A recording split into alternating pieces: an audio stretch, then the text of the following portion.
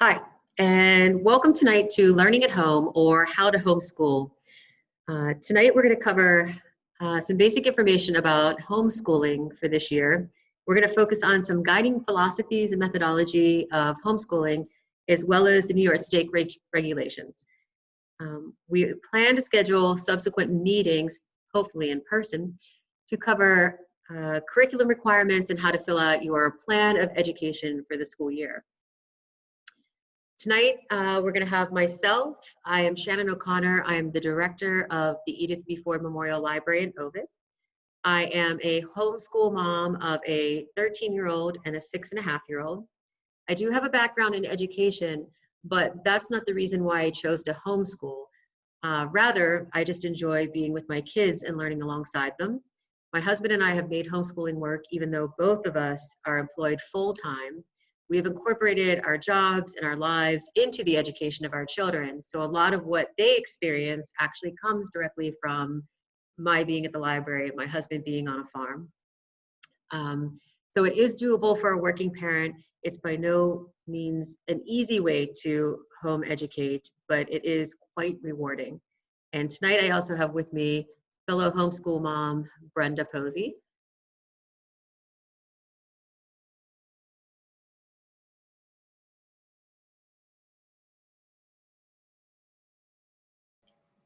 There we go. We're still exploring some of these buttons and trying to figure this out, guys. So, hi, I'm Brenda Posey. I'm a homeschooling mom to 4 boys. 3 of them have graduated and moved on, and they're still with me, but they've moved on to other things. And number 4 is, he's got 3 years left. And think about that for a minute. For those of you here tonight from South Seneca community, you may recognize me as I have served as the accompanist for all the school choirs for the past 9 years, so I might be a familiar face to you. This will be my 18th year of homeschooling. Hard to believe, goes by quickly. I began my homeschool journey with some good basic knowledge of homeschooling, but I certainly didn't know everything. And when I finish my journey in another 3 years, I will have gained a tremendous amount of knowledge, but I will leave homeschooling still not knowing everything. Homeschooling is like most anything else in life. The more you do it, the better you get at it. So don't worry. All of us seasoned homeschoolers were in your shoes at one time, and we understand the trepidation and insecurity you may be feeling tonight. And we're here to help you and guide you and reassure you. My formal education is in music. I've worked in the past and still work today as a freelance musician and educator. I hold 4 degrees in music. My highest degree is a PhD. But my university degrees and my experience as an educator played no real part in my decision to homeschool. And those same degrees don't affect how or what I teach my children. The reason I chose to homeschool was like Shannon. I love my children, I love being with my children, I love learning together with my children. And I knew homeschooling would be the best option for them, and it has served them well. So before we get into the details this evening, there's one thing I'd like you all to know, and that is you can do this. It's not necessary to have years of higher education or teaching experience or the brain of a rocket scientist to provide your child with a good education. You don't have to have a library full of materials or lots of expensive formal curriculum to make homeschooling work. You just need to love your children, enjoy your children, and want what's best for them. And I'm absolutely sure that you can do this. So moving along, we're going to go on into what homeschooling looks like. And we'll start with philosophies and approaches. Do you have anything you want to say first or not? No? Okay. So I'm going to be using lots of notes to present to you tonight, so forgive me if I'm constantly looking down. We're going to touch lightly on a lot of material this evening, but you don't have to take it all in at once. And we're not going to get down to all the nitty-gritty details. We're just going to kind of cover the surface to give you an introduction. And then as time goes on and we are able to meet more frequently, we'll get into some of these details a little bit more. We hope to have future meetings so that we can do some of those things. And I'll try not to talk too fast. And as I've mentioned, we're just giving an overview of some things tonight. At the end, we'll provide a list of resources for you if you wish to pursue a particular area or subject in greater detail. So we're going to take a look at 5 philosophies in terms of homeschooling tonight. Now, actually, there's a lot of philosophies and methodologies and approaches out there.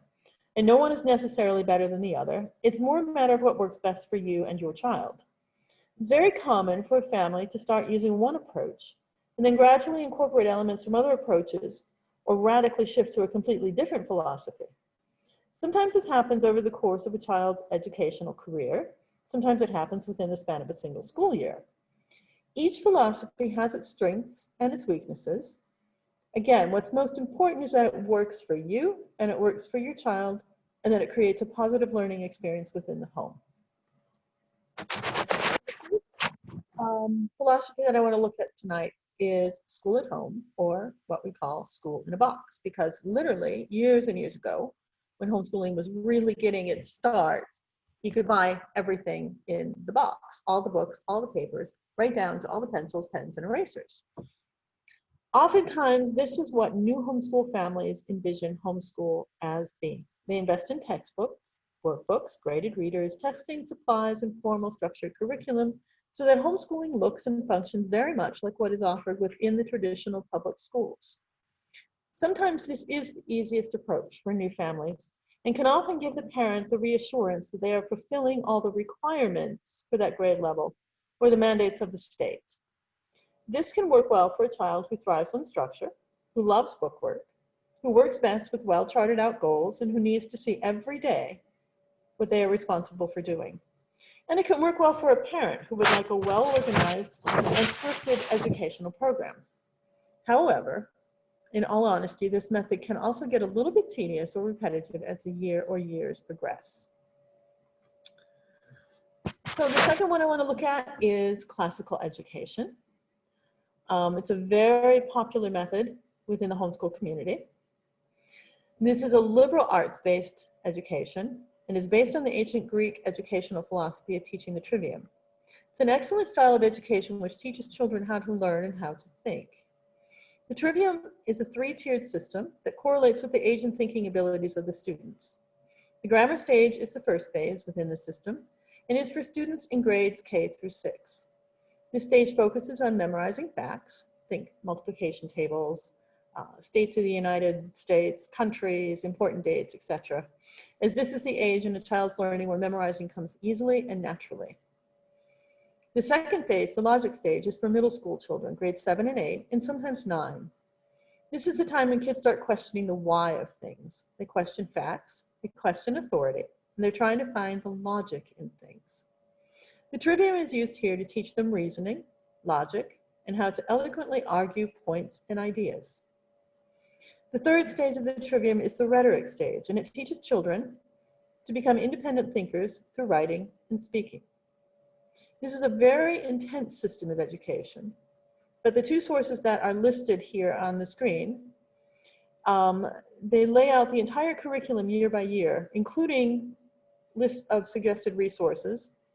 So it's much easier to implement the program than you might think. The next one that I want to take a look at is the Charlotte Mason method. This is a liberal arts education constructed by a woman educator in England at the turn of the 20th century. This method breaks the students' learning into short daily segments and stresses good literature, what she calls living books, nature study, arts and crafts, science, history and language arts, narration and dictation. It emphasizes the development of discipline and good habits for learning and for life, and stresses creating an atmosphere of learning within the home. So for instance, if you would walk into a Charlotte Mason home, you might see lots of shelves holding collections of nature items from walks, or lots of good books lying about, art supplies, things like that. Learning is accomplished through the daily discipline of short lessons and through lots and lots of reading, as well as copywork and dictation and narration, getting out in nature every day, creating nature journals and other art endeavors. There's not a lot of emphasis on learning lists of facts, but learning occurs naturally as children absorb the ideas presented in good quality literature. It's a relaxed and gentle method of homeschooling, and the children exposed to this method often develop a lifelong love of learning. While this philosophy does not strongly emphasize math or technology, those areas are easily incorporated into the school day to the level that best suits the child. Unschooling, that's number 4. This is often called interest-led learning. In this method of schooling, the student or the child follows his own interests, learning through books, classes, play, games, activities, and daily life. It can be a very hands-off approach for parents who mostly serve as a resource finder for the student. It also probably is the most unstructured of all the different methodologies. It can work as a method on its own, or it can work as a supplement to more structured methods. And the last one I want to talk about is eclectic homeschooling. It's kind of related to unschooling. This method is the pick and choose what works for my child from a number of the different approaches philosophy. It's kind of a little bit of everything combined that works for you. So this can mean using a standard textbook for math, a reading list of classics for literature, field trips to study science, private lessons for music or art, library resources for history, etc. Anything like that that you can come up with. There is structure to the method, but only what you set. It's a very free method of learning and opens up many resources, manners of learning, and experiences for the students, and allows the student to learn in a way that best suits him or her, and that lets him learn at his own pace. So there's been lots of resources listed for these that you can check out later, and there'll be some other resources, I think, listed at the end that you can go over and look at to find out more information on any of these. So we're going to move on to regulations and rules and paperwork. Yay. Yeah, everybody's favorite. All right. So as overwhelming as these regulations might sound tonight, and as lengthy as they might sound tonight, they can be summarized very quickly. So in New York State, compulsory age for education is beginning age 6, on or before December 1st, to the end of the school year when a child turns 16. Kindergarten is not required. In terms of hours, the parent is responsible for teaching the equivalent of 180 days, like in the school system, and it's tracked with attendance records and by monitoring acute hours. For the elementary grades, which you can see on the screen, students are required 900 hours yearly, or 225 hours per quarter. Everything is broken down into quarters. Middle school through high school, they have the same requirements, 990 hours, or 247.5 per quarter. Now, these hours are not restricted to normal 9 to 3 school hours. They can happen at any time, day or night, at your discretion. These hours can be met in classroom time, study time, homework hours, extracurricular activities, sports activities, supplemental classes, field trips, including travel time to and from the location, bedtime reading, daily living experiences, anything that you want to count as part of your education program. There are required subjects which you have to teach, and those are equal to what is being taught in the traditional school system.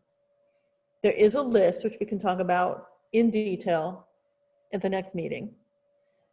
Suffice to say for now that it's going to include your standard general ed subjects, math, science, English, reading, PE, art, music, etc. While these are required subjects, the parent has the sole authority as to how these subjects are taught, when they are taught, and what tools are used to teach them. So you've got some standards you've got to meet, but you've got a lot of flexibility within there. The final thing in terms of regulations is you are responsible for year-end testing and or assessments, written assessments. So year-end testing or written assessments are required for each student, and the choice of which you use at the end of the year is determined by the grade level of the student. So the parent is responsible for writing the annual assessment and or ordering and administering a state standardized test. And we'll talk more on this in a minute. So all you have to know at the beginning for your basic regulations is your child has to be schooled from age 6 to age 16.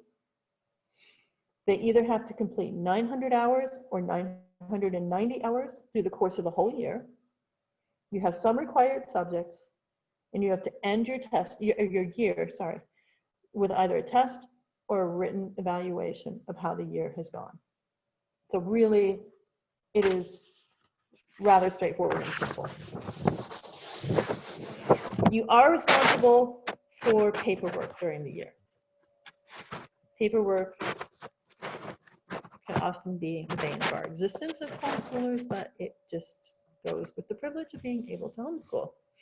So again, it's going to sound like there's a long list of this, but if you take it bit by bit and then look at the whole picture, you can just do it in a nutshell, and it's not that bad. The first thing that you need to do, and if you're serious about homeschooling, this is where you're going to start after your meeting tonight, is you need to file a letter of intent. So we have a copy of that, right? Okay. This is a simple and basic information form. Typically, there's a sample from my records. If you get a form off of the BOCES website, they have some new and updated forms, but I just stick with what I've used for the past 18 years. And they don't care. You don't have to follow all their forms, but what you do have to do is present all the information. So if you want to reformat the same basic information and something that works better for you, you can do that. This form is due the 1st of July every year. Or if you're a new homeschooler, within 14 days of beginning homeschooling. So don't panic that you've missed the July deadline, you really haven't. Whenever you want to put this in, then 2 weeks past that, you want to be ready to start school. So basically this form just serves to inform the staff at BOCES, because if you are with Trumansburg or South Seneca schools, you will report to BOCES. If you're in Romulus, you report to somebody at the school. I don't know who it is. Superintendent, the principal, it's somebody in authority, but you don't report to BOCES. So this just serves to inform the staff at BOCES that you intend to homeschool for the school year. In the past, this form can be found on the website, but I can't bring it up right now. So look and see if you can do better than I am. And if not, call BOCES and inquire of the form. They can just email it to you and you'll be good to go. And any of these forms, you can email directly back to them. You don't need to fill it out by hand and mail it in. Just email it. It's so much easier for everybody, including them. So this is the first thing you want to start with. Once you get this done, then we're going to progress on to what we in the community call IHIPs. The big formal name is the Individualized Home Instruction Plan. It sounds worse than what it is. So this form is due by August 15. Again, you're going to miss the deadline, but it doesn't matter, because as long as you get it into BOCES or wherever, within 4 weeks of submitting your letter of intent, you're fine. So this form, which we'll go into more detail at another meeting, is where you list your child's age, grade, and the subjects you're going to be teaching and the materials you're going to be using. You're required, we have a copy of this too. It's another one of there. That's what it looks like. That's the current form. You are required to give a list of the syllabi, curriculum materials, textbooks, or plan of instructions on this form, but note the word "or" in this requirement. The resources you use and how you present them are your choice. You're not required to provide all 4 components, such as a syllabus, a list of materials, a list of textbooks, and a plan. Choose what works for you. So if you look at this one, this belonged to one of my kids. You can see for English, I have listed what text he's going to be using. And we did happen to use something for social studies. But if you go down, right there, to physical education, there's no books for physical education. I just list some things that are possibilities that we're going to be doing. If we add more, fine. If we add less, fine. They just want a general idea. And I can also tell you, on a lot of these resources that you see listed here, I bet half of these we don't own and we just borrow from the library. So again, you don't have to buy everything that fits. I have found, just to get a little off topic, being that I have 4 kids, that what I buy things that I know are going to last me through all my kids. Where if there's individual interest, we look for the library or something like that before making a physical investment. So you can see in this year, this isn't this year, but in the year that we did this, that he had English and geometry and biology and history, Health we were not doing. Health you had to do one semester. When you choose to do that semester is your choice. It wasn't last year. He did drawing. Can we scroll down? And more. Yeah. And so like we weren't doing a foreign language. We weren't doing anything other. So those were left blank. And then when some of these are completed, then your next form will say, well, this was completed, so we're not doing it. So basically that's how it works.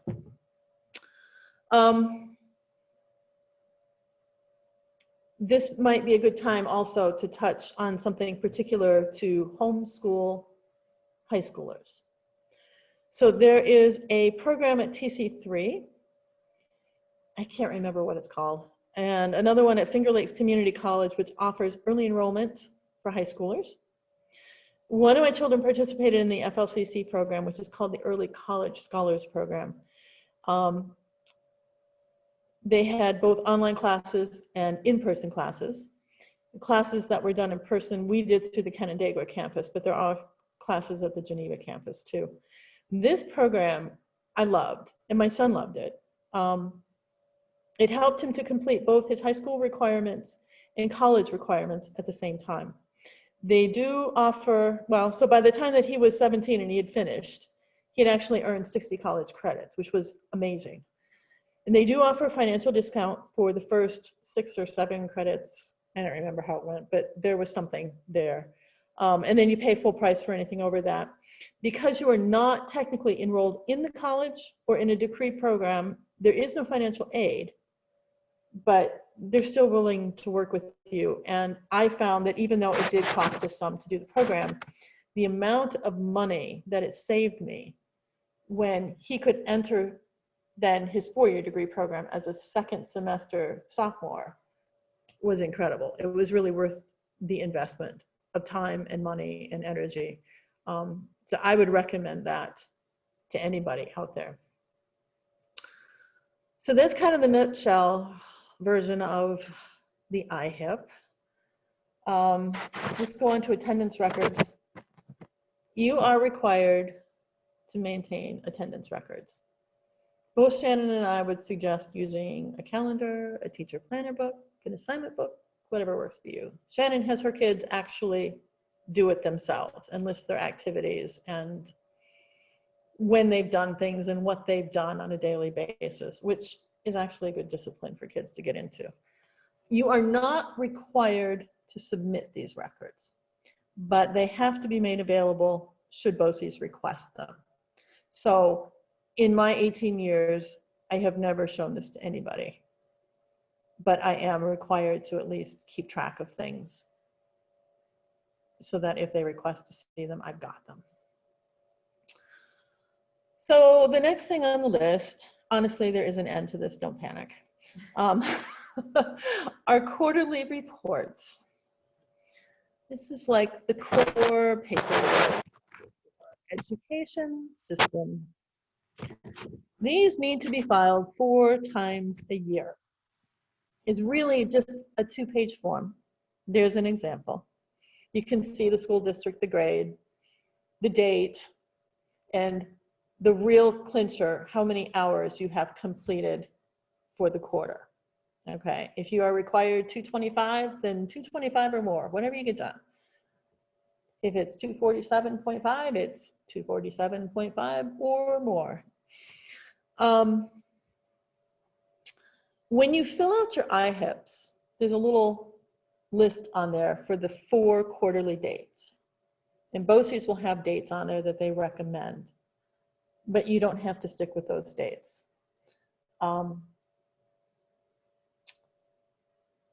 I have something blue on my screen. I don't know what that is. So the cover page of the IHIP form gives the suggested dates, but you are free to choose alternative dates as long as those dates are more or less evenly spaced out over the course of the school year. These reports need to include the total number of hours of instruction and a brief description of the material and concepts covered, and a grade or evaluation for each subject studied. When my kids got into high school, I would put a letter grade. Prior to that, it was like good, satisfactory, excellent, needs improvement, whatever the case maybe.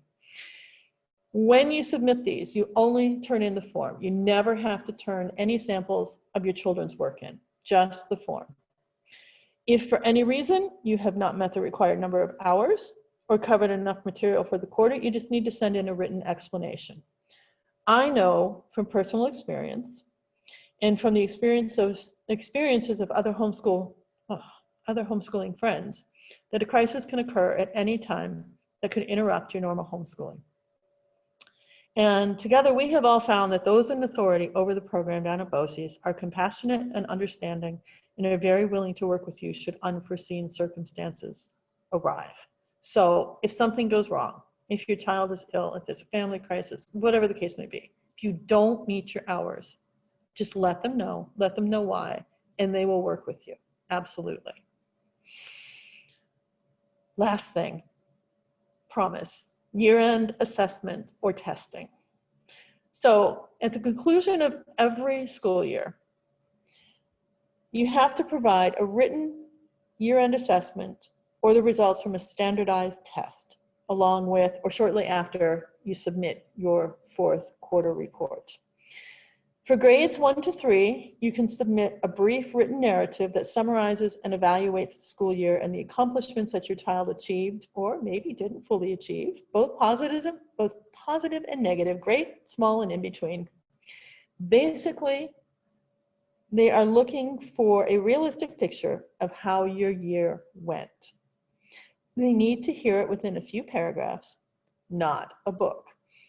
BOCES monitors over 300 homeschool families right now, not students, but families who often have more than one child. So they have a lot of paperwork to go through. You could also forego the written assessment and just give them a standardized test. For grades 4 to 8, you must start testing and alternate between a written assessment for 1 year and then a standardized test the following year. So we get our tests, when my family does it, from Seton Testing Services out of Front Royal, Virginia. They're about $30 a test. They send us the test. They give us like 2-3 weeks to do it. And then we send everything back to them and they send us the results. And this is what the results look like. And then you send a copy of that down to BOCES. So you may start testing in grade 4 or 5. The parent chooses the test, the Iowa test, the California Achievement test. There's a whole list that you can choose from, and is responsible for administering it. It's sent away to get graded, and the results are mailed back to you. A copy of these results, like I said, are sent to BOCES. In grades 9 through 12, a student must be tested yearly. Now, for me personally, I have always just tested my kids from grade 4 on. My kids like the challenge of trying to beat last year's high score, as they say. And quite frankly, I like the fact that I don't have to write any written assessments. So in a nutshell, for your paperwork requirements, you have a letter of intent due July 1 every year. You have an IHIP that is due by August 15. Keep your attendance records or have your kids keep them. You have quarterly reports due 4 times a year. And at the end of your year, turn in a written assessment or a standardized test. And that's basically it in a nutshell. So Shannon, do you want to take over from here? Okay. So as Brenda had mentioned, you don't need to buy curriculum to do all these things. And I know people are going to point out right now that during a pandemic, when some of the libraries are closed, it's really hard to get access to the materials. I will say there's a lot of materials that are online for homeschooling, but that said, the libraries are available for curbside pickup services. A large number of the Finger Lakes libraries that I surveyed today are open for browsing appointments. For instance, the Ovid Library will open September 1st for browsing appointments. Homeschooling families may call and book an appointment. They can come in as a family. The kids can spread out and we have about a 45-minute block where everyone can just look around and pick out their books. A lot of local resources, you want to be familiar with the New York State education regulations. That's very helpful. We found that TST BOCES outlines a lot of information and have a lot of resources for families. Even if you're not a part of the TST BOCES, it's definitely worth checking out their page. There's an Ithaca area homeschoolers Facebook group, which I've always found very valuable because people post on their upcoming activities for kids of all ages. We have started a Homeschooling in the Void, an open library Facebook group where we're hoping parents in our area will connect so that they can start forming relationships and educating together. In Ithaca, there is LEAH, Loving Education at Home. That group is still active, though we're not really sure that they're actually holding in-person meetings this year, but definitely keep an eye on their website, as well as Northern Lights Learning Center. These are both cooperatives. Both of them will charge a small fee. The parents are part of the educational system. The parents will teach a class, or sometimes outside educators are hired in these programs to teach classes, and you get small groups of kids learning together. I was a participant in Northern Lights Learning Center years ago, and I found it really helpful for my daughter at the age of 6 or 7 to learn how to work in small groups on small group projects. As I mentioned, the local libraries, most are now allowing people to browse within the library, so just contact your local library. There's been a lot of conversations about pods at this point. This is where parents are collaborating with other parents to provide educational activities, and this is something we're going to encourage to do via our Ovid Library Facebook group page. See if there's other parents that you can get together with to do some outdoor activities, especially now while the weather is good. HSLDA, that is the Homeschool Legal Defense League. If you have any questions that arise, this is the place to go. Now, you do have to be a paid member to actually ask a lawyer a question. However, their website has frequently asked questions. It's full of information for homeschooling families on what is your rights and responsibilities. And as Brenda has mentioned, look into the local community colleges. They are offering programs for high school students to get high school level credits at the same time as earning college level credits. So, Brenda, you have a son who's going to graduate college at 21, correct? He'll graduate from RIT at 20. Yeah, that's fantastic. It just gives him time to then plan for the future. This is a list of reading resources that Brenda had put together. Some of these were mentioned along with the methodologies. All of these books she has noted on there if they can be found in the Finger Lakes Library System. Currently, right now, we are borrowing books from other libraries and the delivery service is traveling.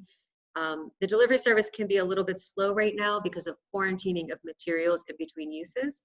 If you find a book is at a library that's not too far away, it might be worth it to put it on hold at that library and drive there and pick it up instead of waiting for the delivery service to come around. Many of these books we've already purchased for the Ovid Library. They do exist here. And then for people that are very local for us, the Ford Library in Ovid is creating weekly early literacy kits. We're going to be doing story time at home this year. There'll be weekly kits to take home and work with your kids. They will come with a bundle of books that you will borrow as well. We're going to create monthly void bags. These are hands-on science, math, art, take-home kits for youth in ages 8 to 12. There'll be a parent student guide included in these, so you can go ahead and jump off of the activities and spend a month's worth of learning. And these can be listed on your iHips as items that you have done. We're going to create educational kits. These are educational projects that with equipment that you might not have at home, such as we will have a microscope, we're going to have a dissection kit, we'll have different math kits. Again, these will come with parent-student guides that you can use. We're going to be making art and game kits, so you can take these home and explore an artistic pursuit together as a family. I saw that on Brenda's iHip, she had put down encaustic painting class. That was a library class that Henry had done, and then you include that into your art education. And then we also are going to build a collection of curriculum and methodology books that can be borrowed from the library, from this particular library for local residents. So the next steps. We would like to have another successful meeting. We're also going to be putting out an email, and also we'll post on the Facebook page and the website page. If anyone is interested in meeting in person, we do have an outdoor tent outside of the library. There's a lot of space out there. We've been holding large or small group classes. Everything is well spaced. Attendees would be required to wear a mask and practice distancing. But it might be a great way to actually take a look at some of this curriculum and ask us questions. I will send out this Google survey link to the people I know I can get a hold of to ask what curriculum level they would like help with. We would like to schedule the next meeting to cover the curriculum basics and how to fill out your IHIP with the curriculum. If you need to get in touch with either of us for questions, please use my email. I will forward a lot of the questions to Brenda, who is far more knowledgeable on this subject than I am. But between the two of us, we're going to be able to answer questions and help families get started on a homeschool adventure. And I don't think I mentioned this in this particular presentation, but this is definitely a year to take time with your children and make your children feel comfortable, make them feel safe, and really get to know your kids and take things slow this year. And develop a style that works for you. There's no one style that works for anyone. Do you have anything else you would like to add? All right, so thank you for watching this video. Okay, and we will